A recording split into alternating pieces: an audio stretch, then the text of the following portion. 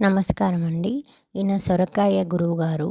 చిత్తూరు జిల్లాలోని నారాయణవనం నుంచి 100 మీటర్ల దూరంలో ఈయన ఆశ్రమం ఉంటుంది. ఈయన గుడిలాగా. ఈయన సజీవ సమాధి అండి. 200 సంవత్సరాలు బతికారు.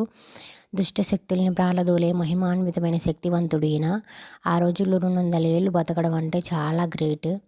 సొరకాయని ఏదైనా మొక్కుని మనం సొరకాయ సమర్పిస్తామనుకుంటే మనకి ఏదైనా కోరిక తీరిపోతుంది.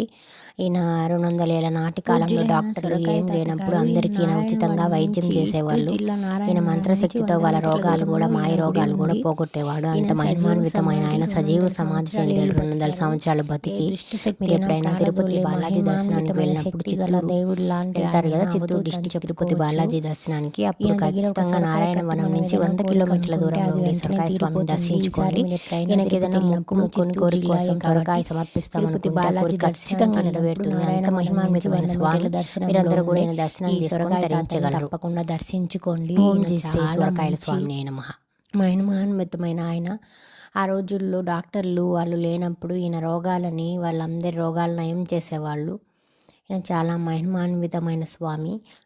మీరందరూ కూడా ఈయన దర్శించుకోండి.